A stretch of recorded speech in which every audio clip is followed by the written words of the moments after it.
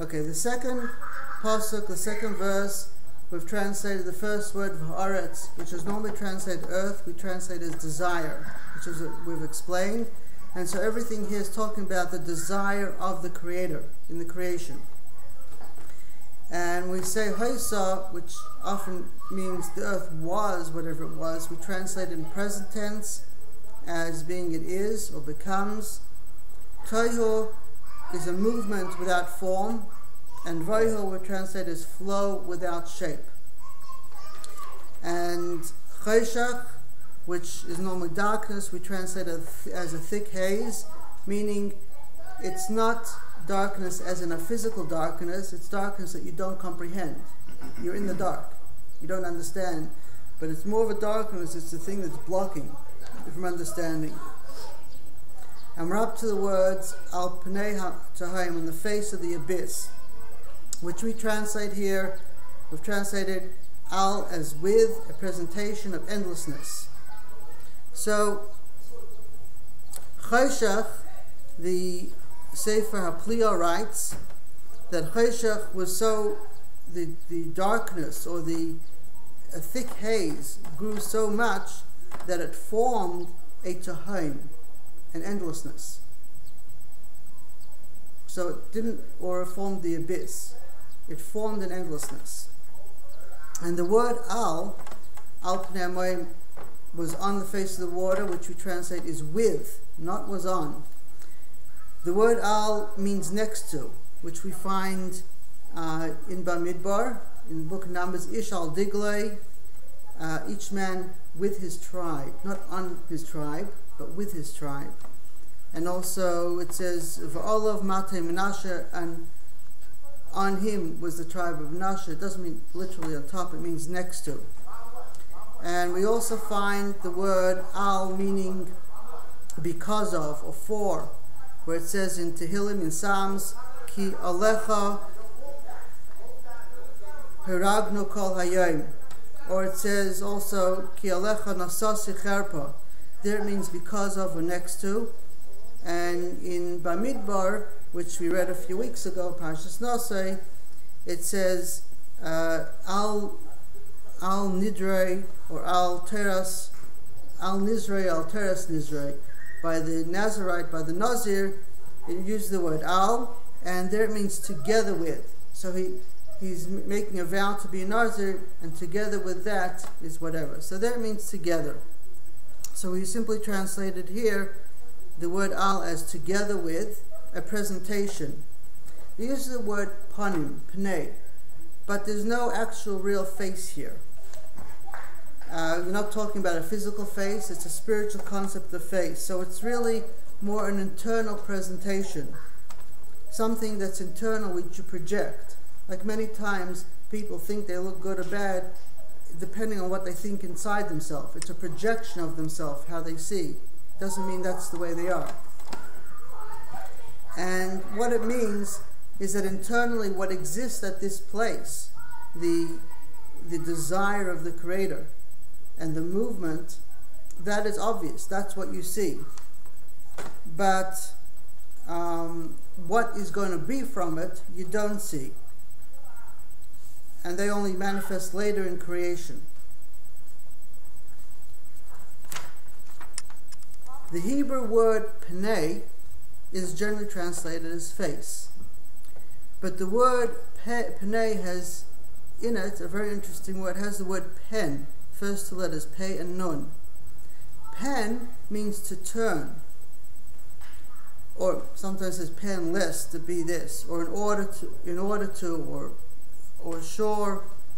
So the letter pen is used in a lot of words like corner, or clear, free, height, and any place that the head turns to is also pen, turning. And pnei can also mean before. As it says in Tehillim, Achar v'kedem tzartani, back and front, you created me, and there the word panim there, actually kedem means before, what was before everything is also kedem. In Chabakuk, it says megamas pneihem. There the word Panehem, face, means a person's intention, their focus, or the desire expressed through the face. Ofen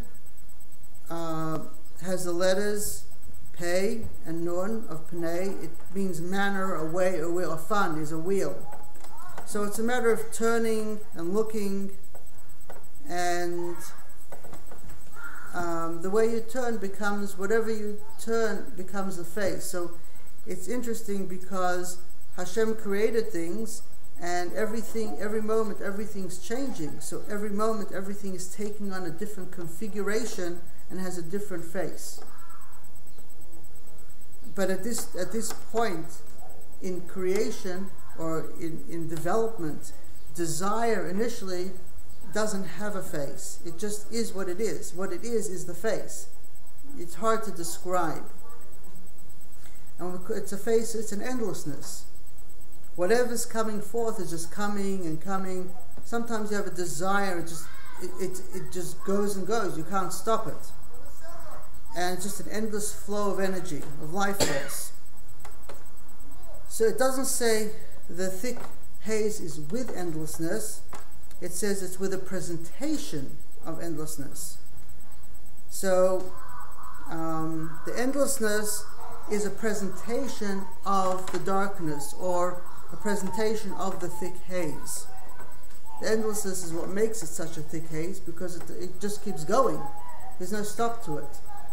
So same thing, you have desire, it keeps going and going. As long as there's no stop to it, it's just like a thick haze. You can't comprehend it. Or it envelopes your whole presence. Tohaim, usually you have the Aretz, earth, and then you have the abyss, which is lower. But in this case, the Tohaim, the endlessness, is something above the desire. There's an endlessness which allows the desire to become endless. Now it's very interesting that in the word here of Tohu Vavohu we find something interesting. The first three letters of the verse is V'ha'aretz Ha'isa Tohu. The V'ha'aretz, the first word has a Vav in it, the second word Ha'aretz is a Hey, and the third word is a Taf, Tohu. So the third word is Tohu. This is the word Tohu. The third word says Tohu, and this is the letter of the first letter of the first word, the first letter of second and third. So the acronym of the first three words is also Tohu. And then the abyss, or the endlessness, has the word Tohu in it with a closed mem at the end. So you have 3 times the word Tohu in the sentence at the beginning. The first Tohu, where it says the Tohu everyone reads, that's a revealed Tohu.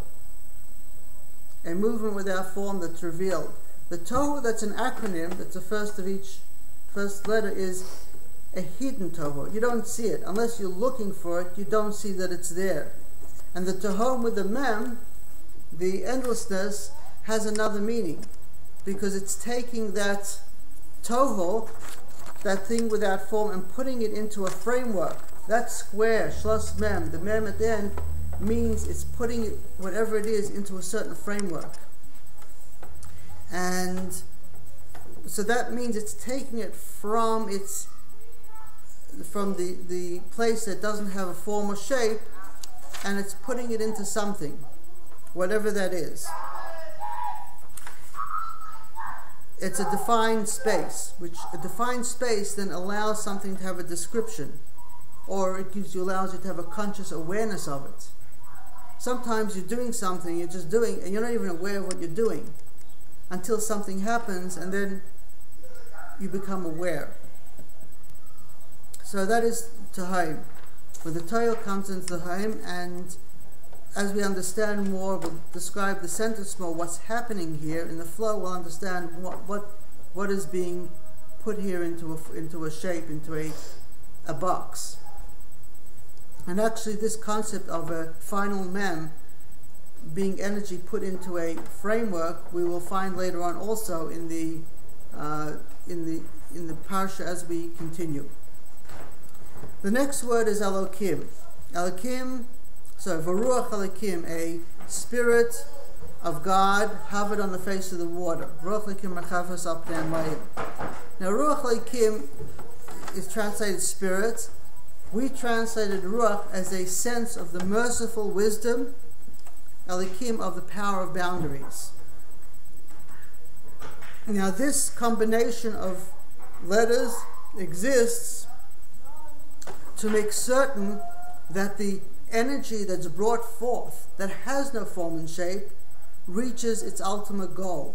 So the desire, the feeling that comes, there's something there that makes sure that it goes on the right course, that it goes to where it has to go.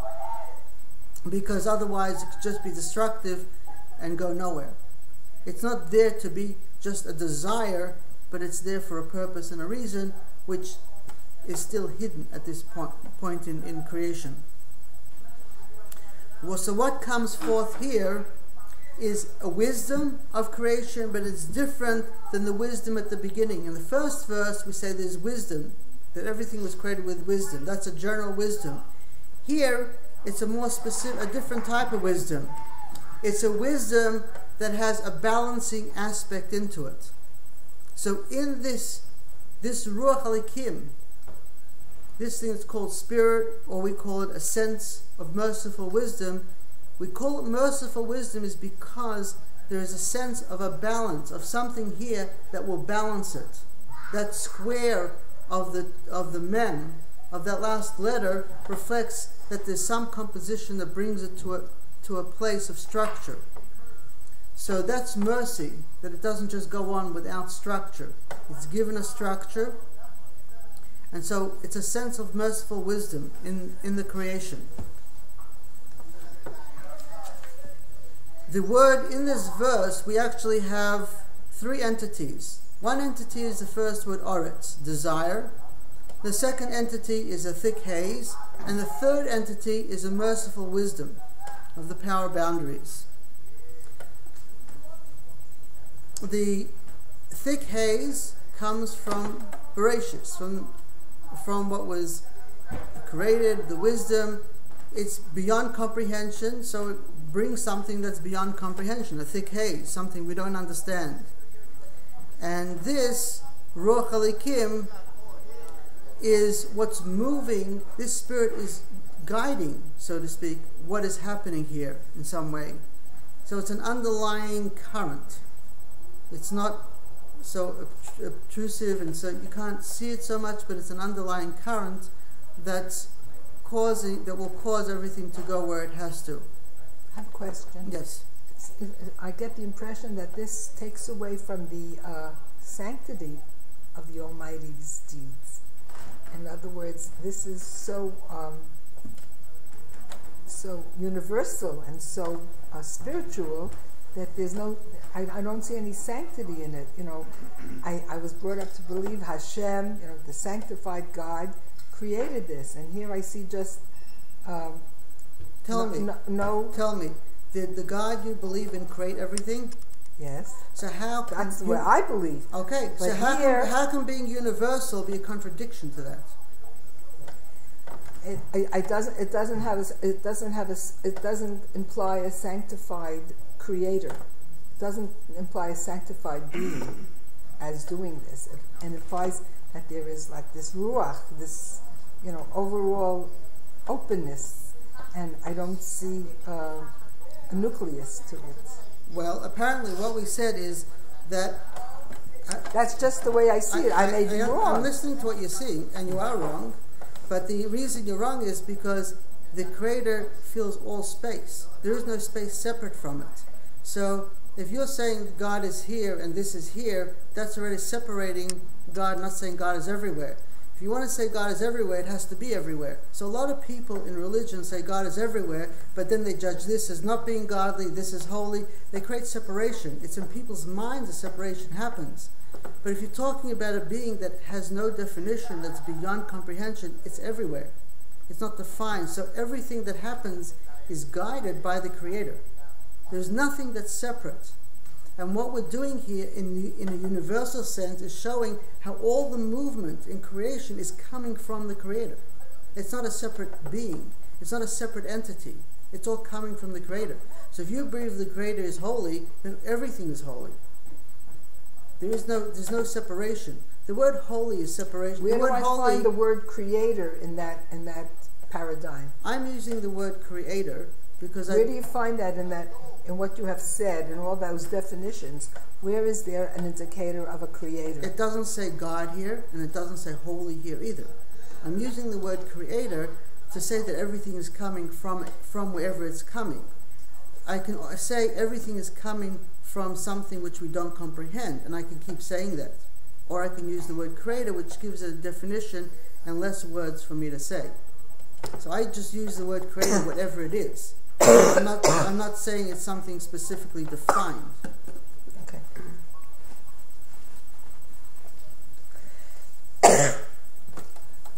Okay. So the word shamayim is also, besides balance of opposite movement, has another meaning which you brought up, is so mayim, elevated flow. Mayim is water, but it's also a flow, a strong flow and surge of energy and water. So it's an elevated flow. Each level has a level higher than it, a level below it and a level above it. The level below is called Aretz, the level above is called Shamayim. So wherever level you're at, there's an aspect of imbalance and balance. And then when you grow and you come to another level of balance, there is something beyond where you are and something below. And as we grow and as we progress, there's always something above and below. So the word Shamayim means an elevated flow, something which is always above where you are. And the word Oretz is the desire, which is usually a lower level. So that's where the movement occurs. The balance is above you and the flow is with you. So the word Shamayim and Oretz, the two words that every place has the same meaning, but it's a different balance and a different flow. What's balanced for one person is imbalanced for another. Yet you still use the same term balance and imbalance, or balance and flow, desire. But in each situation, it's different. And what we're talking about, therefore, the word Shamayim, or the word Hamayim here, there's different types of flows, and so the merciful wisdom, the Elikim, applies differently in different places. The ability and description which comes through Elikim is what gives a place definition. As we mentioned, there are 32 times that it says the name Elikim in the first chapter, and every Elikim has a different meaning. The general translation is a power of boundaries, but each boundary is a different type of boundary. As the evolution of creation changes, as the movement changes, so the boundaries it needs also change. And therefore, Elikim has a different boundary and a different type of boundary in each place. It's a general term, but each place is specifically different. So when people study it, they study it just as God, or as we're doing power boundaries, which is in Kabbalah, Tzimtzum V'Agbala, or Midas Hadin, but it's different in each place what the boundary does. Boundaries can control, can limit you, but boundaries can give you the ability of expression. So it limits you in one way and allows you to express in a different way. And Ruach Elikim, that's the name of the power that is moving the elements, as opposed to the description of the power. The Elikim itself is a description of a boundary. Ruach is a spirit, or it's a movement that moves whatever has to be in that boundary to where it needs to go. So it says, V'ruach Elikim rakafas al pnei hamayim, that the sense of a merciful wisdom of power boundaries is touching softly on the face of the water. Marachefes is often translated hovering. There are a few different translations, but let's say hovering in general, hovering on the face of the water, we translate as touching softly. Now the difference is hovering means that there is something here and something above it. The fact is that in this part of creation and desire, there's nothing above and below. It's all in one thought. It's all within the wisdom of the Creator. So there's no above really and below. Although we can use those terms, it's not exactly. Touching is a little bit different. There's a sense here of an action or a sense of a movement here. There's no raging wind here, as we spoke about the other week, that there's no water here, because in a spiritual realm there's no water. Even if something looks like it, it's not. It's just a movement. So it's an inner movement, internal movement, which seems to come with the movement without form. There's a movement without form that has within it an internal movement. This movement creates. And at the same time of creating, it also protects. It's a cover of protection at the same time that it's creating. It's like if you take someone, if someone has a boundary, they live in a boundary, and then you take it away, you expose them, and the opposite can happen. It could be destructive. You have to replace that boundary with another protection. So as it's creating a boundary, it also creates a protection. When we say to a person, "You touched my heart," what's it referring to? You're saying, "You touched my heart." They're not actually taking their hand and touching your heart. If they could put their hand through you, very nice. But not many people can actually put their hand through physical objects. But when you say, "I'm touching your heart," it's referring to more of an energy or a sense, a feeling. It means you're feeling something very deeply, even though there's no physical contact. So here also, it's touching. This Ruach Elokim is touching the mayim, the energy that's going on, but it's not a physical thing that's touching. It's an energy feeling. Al, here the first al we translate is with the presentation, and here we translate it as to. The word al means to because it's causing flow. It's going to something. And the hovering is barely perceptible. We translate mayim not as water but as a surge, because all waters flow. Water has just a tremendous surge. That's energy. It's surging all the time. It's energy that it's a flow, but without a shape. It's just flowing. It's changing all the time. It doesn't have a specific shape. But even though it doesn't have a specific shape, it unifies all the flows, come together in that flow. And so it's an unlimited surge of wisdom and understanding of creation. Does anyone have any questions before we go on? Yes? I don't want to act childish either. Like she said, talking about Hashem not being an object, like song up, right, down, all around, like for the kids' song, like Hashem is everywhere. Right. So even that menorah over there is Hashem. Could go through anybody. Mm-hmm. It's not going to matter how big or small. He's everywhere. The question is, why is it called a he if it could be called a she or a neither, either one? It doesn't really matter. The Torah is generally written in a masculine. They call it a he. Yeah, but I don't think it matters. I do. I just don't know why. I don't think there's a gender. I don't think there's a gender. What we spoke the other week, actually, when you weren't here, is that there's actually no gender in some of these words, in the words relating to the Creator. There's no gender here. Hashem doesn't have genitals, so... No, most of the time, he and she... Light. I heard he looks like a light. Most of the time, masculine and feminine are referred to energies that are giving or receiving. Okay?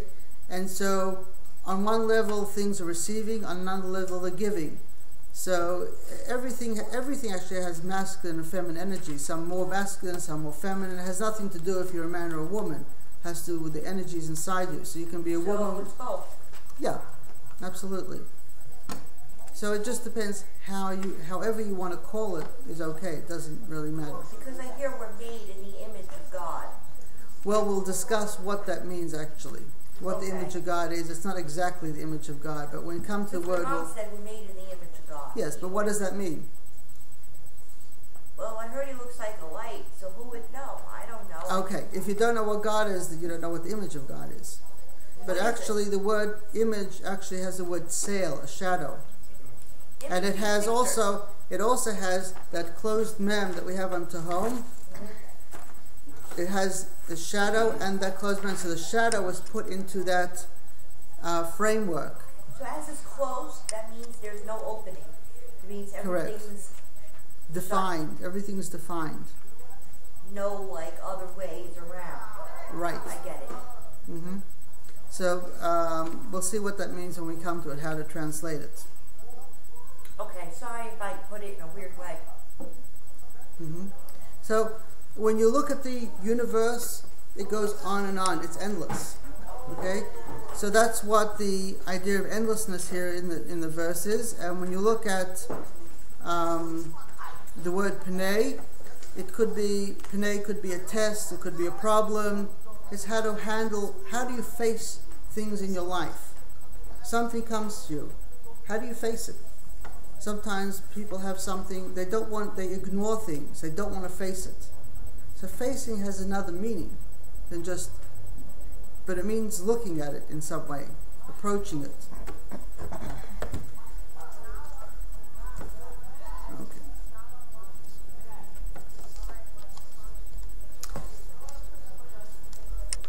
In this verse, we'll go through a few more words in the verse with time, but in this verse, what we have here is the emergence of a tremendous, abstract, raw power and emotion.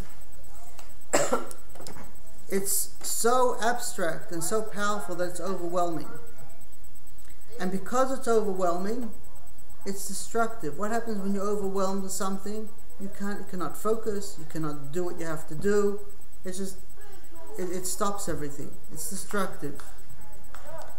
And, or at least, even if it's not destructive, it doesn't allow other things to happen. It may not be destructive, it just blocks other things. So therefore, in order for things to happen, there needs to be a mercy, another feeling that shifts that. So we call it a feeling of mercy. It's whatever that sense is, we call it mercy because it doesn't allow things to stop where they are, but shifts them in a direction. And it joins it with the wisdom of creation. There's a purpose in creation, which we don't know what it is at this point, but it guides everything with the wisdom of creation. That mercy now guide whatever's happening here, so that the process of creation continues. The inner movement of the creation is happening here. It's pinging the awareness of it to the subconscious, like ping pong. It's there. It's making sure that whatever needs to be is there. It's not always that you feel it. There are sometimes things that happen, you move, you don't know what it is, but there's something there pushing you, something touching you, yeah. I don't want to go off topic, as you were saying about creation, how Hashem created the world in 7 days. I didn't say that. Our 7 days? I didn't say God created the world in 7 days. No, it said, but is it our 7 days, like Saturday, next Saturday? We will. Or it could be like years and different types of days. We will discuss that when we come to the word Yom, what it means. Probably doesn't mean days at all. It has a different meaning than the word day. I forgot what the end of them was. Like, right. You get to that letter too? We will get to that letter too. We will explain the flow of the letters, what the word means. Well, where are we on now? I just lost track. That's okay. Just relax, breathe, and you'll be on track again. What letter are we on? We're in the middle of creation, and we don't know where we're going yet. Okay. So you're perfect. Okay, so there's a feeling of desire, but it's not quite within the grasp of whatever's happening. The surrounding sensation pulses in the present, everything's in the present, but there's no logic here, it doesn't make sense, we don't know why, it's just here. It's a desire. And past, future, present, all exist within this space because it's beyond definition. And as long as it's beyond definition, everything coexists. There are no spiritual worlds, there's no physical reality. spiritual worlds and physical reality are a blip in creation. When you look at where the earth is in comparison to the universe, the expansiveness, it's so small that you cannot know. If we wouldn't be here, we wouldn't notice it. The motivating force which comes forth comes somewhere deep within the desire of the Creator. The desire of the Creator permeates all of creation. Without it, nothing would have any life force. So everything that we see, the wood, the metal, the people, everything we see has a desire of the Creator in it. And everything moves towards the end result. But we don't know what the end result is, so we don't understand the desire that's in it either. But the desire is there. And that's what gives life to everything.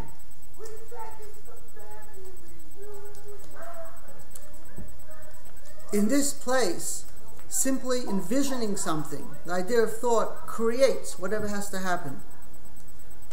This idea of creation by just thinking and forming matter exists with various degrees of possibility. Some people have experienced it to some degree where they think something and it happens. Sometimes it does, sometimes it doesn't. But some people have experienced it to some degree. But the full potential of this power of thinking and everything happening will only be revealed when the Creator and creation is ready.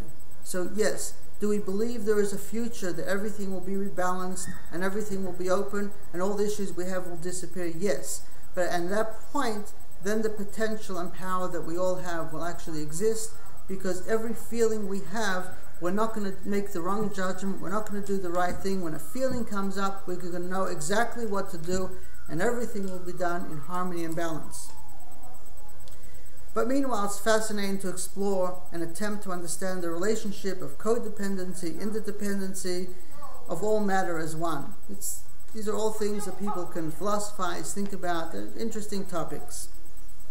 It can exist or not exist. It does it make a difference if we exist or not exist? Does it make a difference if we see something one way or the other way? Some people get very hung up. It has to be this way, it has to be that way. But the truth is, does it really matter? And 1,000 years from now, who's going to remember your opinion anyway? It doesn't, in the long term, the broad perspective, it doesn't seem to matter. The reality is formed by our description of it. But if we don't have a description of it, then it's just part of the oneness of the creation. In life,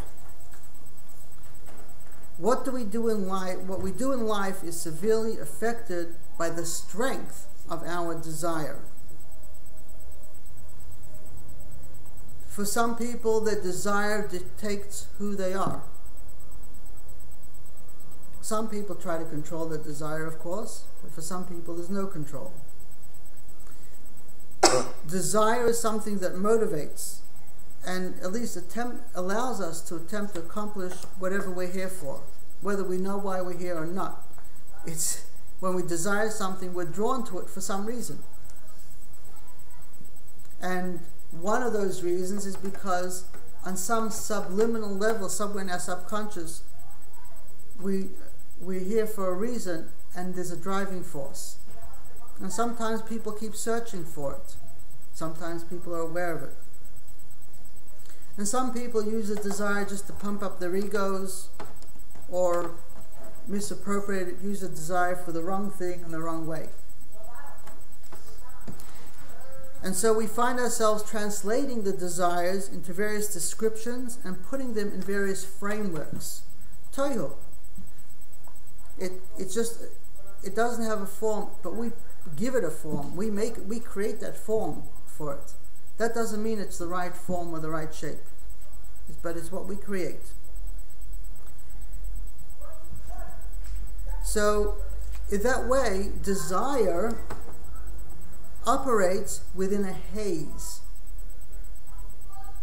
There's a lack of comprehension of where it came from, what it's there for. It's a haze. What's its purpose? We know we want it, we feel it, but what is its purpose? the ultimate direction, ultimate destination of that desire we have, we don't know it yet. It's invisible. In its innate stage, it's what it is. It's endless. The desire we have is endless. It could be anything. We could do anything with it. So it's endless. And at that point, once we have the desire, we have a sense or feeling of wisdom. And that sense of wisdom or feeling helps us move that desire forward in a direction that will take it to ultimately where it's supposed to be. And it could be our imagination that we use to spark the impetus to fulfill our dreams. So it could be from the mind, from the heart. Many times a thought, idea, feeling, or potential relationship excites us. And even if it's in its initial stage, it's still far from a physical reality. But we feel excited about it. How often do people create the imaginations within themselves and feel excited? But if you ask anyone around, there is no reality to it other than in the person's mind or in their heart. And so it could be that the thought or feeling you have will have to go through many processes before it materializes into a physical materialization of the desire. But desire, whatever happens with it, is still our strongest motivation. When we have desire, it motivates us and we can do things. At times, that desire moves us forward. At other times, we just have the desire and we're frustrated, we don't know what to do, so we just sit there. So, it's an intangible thing, but it's exciting. The desires we have may not end up realizing themselves, and we'll be disappointed. It might just end up into nothing. But human beings should strive to hear the truth before acting. In other words, you have a desire, but doesn't mean you have to act on the desire. That desire can come from anywhere in creation. It could be the Creator's desire, or it could be desire on at some point in creation. It has a certain limitation, a structure to it as well. So when the desire comes to you within a framework, you have to know, is this the Creator's desire, or is it a different desire? Where the desire is coming from. And once you have more of an understanding of that, then you can direct it better. And so in the same way, throughout life, we have many different relationships, many different matters come and go. We meet people one time and that's it. Things come up one time, two times, and that's it. Things move us in different, we weave in and out of life through these things. And they're not permanent fixtures. They come and go. But they play an integral part in our life's journeys. Sometimes we encounter a person with good intention, but the project doesn't take on any form or shape.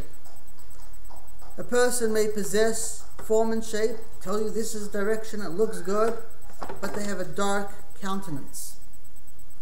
Connecting with certain people can cause endless and destructive array of problems. At times we are drawn to some form and shape, which is actually good for us, helps us balance. And sometimes life becomes endless without form and shape. When these things happen, that there's no form and shape, we get attached to things, become confused and frightened. But we have to bear in mind that anytime we fall, anytime something happens, that's also the idea that something new can happen. Sometimes we feel good, and we feel very good, and we fall after. Sometimes we feel bad, and we grow from it. Things happen in various ways. It could be good and you grow, it could be bad and you grow. It could be good and you fall, it could be bad and you fall, bad and you grow. Everything varies. It goes in different ways in the journeys of life. So all these energies are really, all these things that happen are just different energies in creation which bring imbalance and move things forward. Sometimes it's too slow for you. Sometimes it's too fast. But they all shift and move things.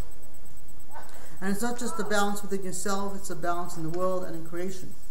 Because there's the individual purpose and there's the general purpose that the Creator has in creation.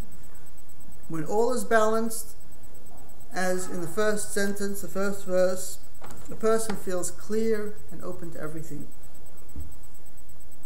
At that point of extreme openness, a person is also vulnerable to foreign energy that take advantage of you and drain your energy. And then you have to be careful, because the world around you may not be ready to accommodate, or is not a space you can exist in. So, here is a question. Why is the world round? Anyone know? The reason the world is round is, yes?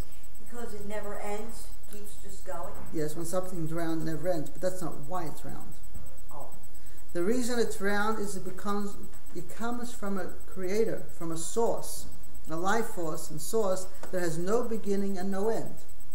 And that's why it's round. That's what I kind of tried to say. And Yeah, that's what it sounded like. That's what it sounded. And that's why, okay, and that's why wherever you are, you're standing upright. There's no upside down. There's no upside down on the So earth. the ocean It's a very, if you try to imagine the world at top and bottom, why is everyone standing straight up? Some people should be upside down, they're not. Everyone is standing straight up because the source has no beginning, no end, no definition. There is no up and down in the source. Therefore, in the globe of the earth, there is no up and down. Wherever you are, you're upright. Gravity And pulls that's- us down. Yes, but gravity doesn't explain why other people are not upside down. The other side of the world is not upside down. Oh. Take a globe and there's a bottom and top that's upside down. Right, sometimes the earth can be upside down and we're all standing and the sky's not on the floor and the ocean's not up. Right, and a lot of people are standing upright and they're still upside down. I know. Yep. Any questions? Okay, we'll take a few more minutes. Just to go over the translation that we've done. We translate the first word as and. Varetz and. After sentence 1 sets the tone in the Torah, sentence 2, the second verse, begins the extrapolation of how the creation develops, or what has to exist for creation to be expressed. The desire, it begins with a movement of desire, because desire is the base of all movement. Why does the second verse not go to the balance? Say the balance was this, Shemayim, heaven was this. It's because balance doesn't move. There's no movement. It needs movement, therefore it goes to the word aretz, which is desire. And desire becomes, the Torah is a base for that which is beyond time and space, to become openly connected with our lives. Thus it's always in the present. The Creator is always creating in the present, so the whole chapter here is also in the present. The whole Torah is in the present, because everything is being created, and every moment has a new purpose in that moment. So it becomes movement without form, flow without shape. We have feelings, but we can't always acknowledge the feelings in any other way than to say, I have a feeling. I can't explain it, can't describe it, I just have a feeling. The source of these feelings causes us great wonderment. So although the source is in this verse, it says all the desire, so there's the feeling there, but it's expressed in many different ways depending where you are within the creation and within the journey of life. When a person uses his or her intuition, then he or she sees needs to be innately aware that everything comes from the Creator. That awareness has to be accompanied by the realization that we are a limited creation and we are given gifts. And these gifts are a present. And if we use them wisely, with balance, the gifts that the Creator gave us. Each person has gifts. Like poetry, singing. Could be any gift, yes. Breathing. That's everyone's gift. Breathing. You said it. Everything Each person. we do. You said each person. Each person. Oh, I thought you meant intuition. Intuition as well. Because you said that. That's correct. And intuition is about listening. And sometimes we have intuition and we know things have to happen, but we don't know why. So sometimes people are very intuitive and they'll tell people, do this or do that, you should do the other thing. And then the person says, well, if this happened, how come you didn't tell me what was going to happen? Or how come you didn't tell me why? And the person will say, I don't know why, I just had a feeling. And so there are people who are called tzaddikim or saints. They don't always know what's going to happen, they just have a feeling. They listen to their intuition. And so when people ask them questions, they're able to listen and tell you what you should or shouldn't do, but they may not know the journey you're going through or what the end result will be. They just know this is the answer. And I think a lot of people have this type of feeling and sense. Some listen to it more and some not. A thick haze. The reason it's a thick haze is because it's a result of lack of true desire and our inability to see with clarity and comprehension. If we had clarity, you wouldn't have a thick haze. A thick haze means we're unable to see with clarity and comprehension. Like, you have a question? Okay. Sometimes, for example, you have a person who loves you and they hug you from behind. You don't see the person, your vision is blocked, but you know they're there.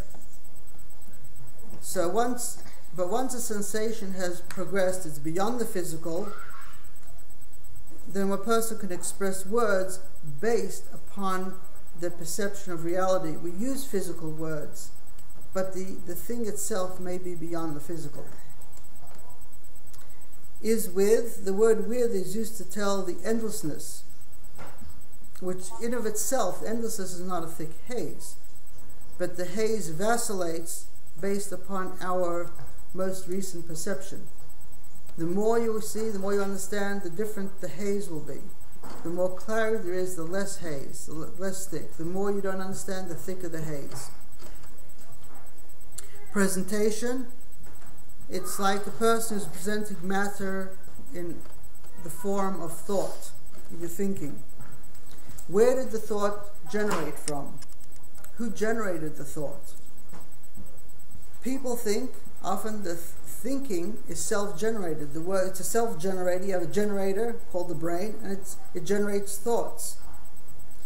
But it may not be that the thought is generated from the brain. For example, if you have a feeling for something, that feeling or that desire will then cause you to think about it. So the thought wasn't generated by the brain, it was generated by the heart or by the emotions, whatever else it is.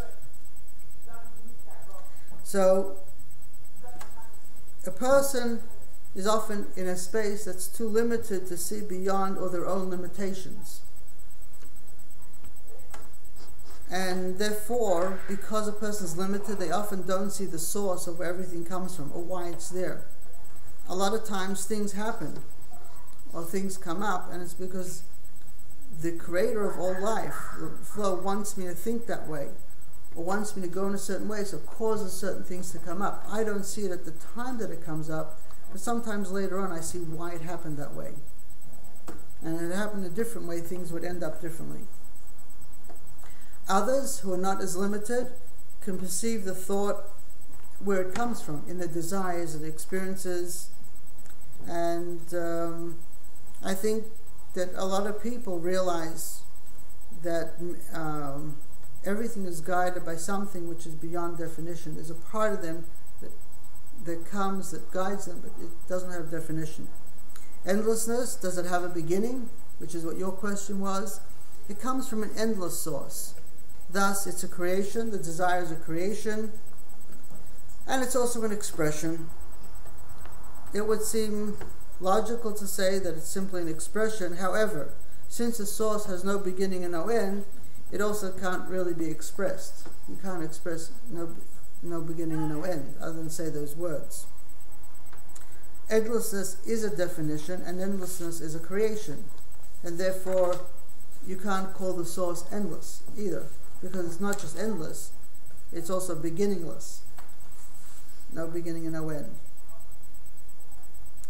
There's a sense. A sense is something that could be felt but not seen. Merciful wisdom is of the Creator. Within society, we sometimes see mercy but without wisdom. Or we see people with wisdom without mercy. And that's why a lot of people fall through the cracks, because it's not balanced. It's sometimes more one than the other.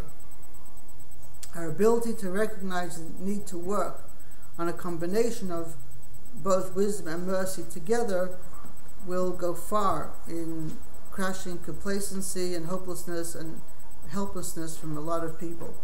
If we could just use both of them together, a lot of the issues of society would fall away.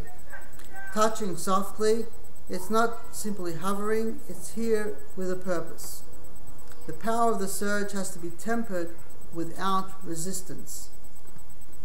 Sometimes when you love someone, you listen to what they do, so you don't tell them stop or don't. You see how to guide them in a soft way. When it's harsh, you're fighting against their energy and often has a backlash and it goes the other way. But if you're wise, you watch it and you just guide it softly, just gently, just a little turn here, a little turn here, just softly turn it, and then it goes with love and there's no backlash from it. The softness is introduced along with movement because it doesn't contradict the surge. When you want to help someone, you listen to them, you don't contradict them, you just guide them. And then there's no fight. But if you contradict them, it's a fight. So here it's a softness and induces a harmonious relationship within the process because it's accepting. Everything accepts each other, and so it's guiding. And that's why we use the word touching softly. That's what that softness is. It's very powerful, more powerful than harshness, because you need a lot of strength to know how to guide with softness as well. The surge, is it possible to have existence within a place that has no form or shape?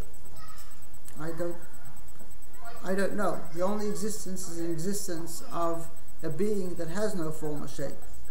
But existence that we can understand, it's not. When we say space is empty, there's nothing there, a vacuum, but it's full of something, just something that we can't touch or feel or see.